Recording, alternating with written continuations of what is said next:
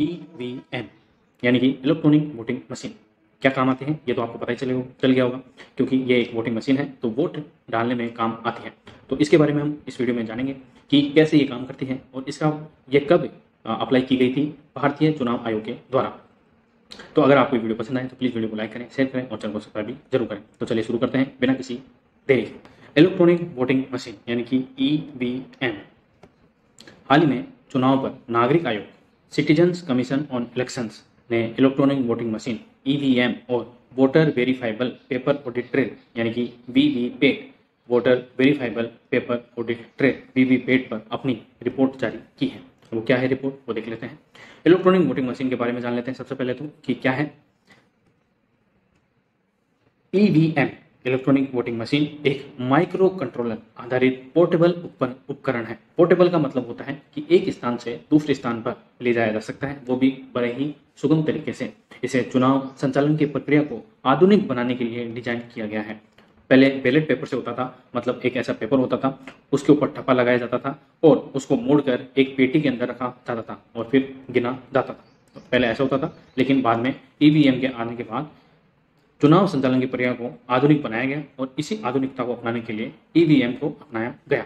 इस मशीन से 2 यूनिट्स होती है। इस मशीन में 2 यूनिट होती हैं, कंट्रोल यूनिट और बैलेटिंग यूनिट। कौन कौन सी यूनिट होती है? एक तो कंट्रोल यूनिट होती है और एक होती है बैलेटिंग यूनिट। इन दोनों यूनिट्स को एक केबल द्वारा आपस में जोड़ा जाता है। एक केबल के द्वारा आपस में जोड़ा जाता है। मैं आपको पिक्चर भी दिखा दूंगा ईवीएम मशीन की। ईवीएम चलाने के लिए बिजली की आवश्यकता नहीं होती है। यह एक साधारण बैटरी पर चलती है। किसके ऊपर चलती है? एक साधारण बैटरी के ऊपर चलती है। इलेक्ट्रॉनिक वोटिंग मशीन का इस्तेमाल पहली बार केरल के परूर विधानसभा क्षेत्र में 1982 में किया गया था। कब किया गया था? 1982 में किया गया था। यह क्वेश्चन कई बार पूछा गया है और आगे भी पूछा जा सकता है कि पहली बार इलेक्ट्रॉनिक वोटिंग मशीन का इस्तेमाल कहाँ पर, किस राज्य में हुआ था? तो केरल राज्य में हुआ था। कब हुआ था यह भी पूछा गया है और आगे पूछा भी जा सकता है। तो केरल के परूर विधानसभा क्षेत्र में विधानसभा चुनाव में हुआ था और 1982 के अंदर हुआ था। वर्ष 1988 में जन प्रतिनिधित्व अधिनियम 1951 में एक नई धारा जोड़ी गई, वो धारा 61A थी। इस नई धारा ने निर्वाचन आयोग को इलेक्ट्रॉनिक वोटिंग मशीनों का उपयोग करने का अधिकार दिया। तो अगर आपसे पूछा जाए कि निर्वाचन आयोग को किस अधिनियम के द्वारा और किस अधिनियम की धारा के द्वारा इलेक्ट्रॉनिक वोटिंग मशीन के उपयोग करने का अधिकार दिया, तो वह जन प्रतिनिधित्व अधिनियम 1951 की धारा 61A के तहत अधिकार दिया गया। अब ईवीएम की मशीन देख लेते हैं एक बार। तो यह है इलेक्ट्रॉनिक वोटिंग मशीन। तो ये जो है ये वाली, ये तो है कंट्रोल यूनिट। कौन सी? कंट्रोल यूनिट, क्योंकि 2 यूनिट होती है ना, एक ये है कंट्रोल यूनिट और ये है बैलेट यूनिट, जहां पर आप अपना जो वोट है वो दर्ज करते हैं। ये पार्टियों के नाम हैं, उनके सामने पार्टियों का चिन्ह है और ये है उनके बटन। इस पर आप प्रेस करते हो और आप जो वोट है, आपकी जो मनपसंद जो पार्टी है, आप जिस पार्टी को वोट दे रहे हैं उसके पास चला जाता है। अब इसके साथ एक और आता है वीवीपैट, जिससे ये पता चलता है कि आपका वोट जिस पार्टी को आपने दिया है उसी पार्टी को गया है। तो वो कौन सी यूनिट है वो देख लेते हैं। यह है वीवीपैट। क्या है? वीवीपैट। इसके अंदर आपको पता चलता है कि आपका वोट जिस पार्टी को आपने वोट दिया है उसी पार्टी को दिया है, क्योंकि उसका चिन्ह प्रिंट होकर नीचे गिर जाता है। ठीक है, आई होप आपको समझ में आ गया होगा। नेक्स्ट है, अब उसके बारे में पढ़ रहे हैं। मैंने आपको दिखाई दिया पिक्चर।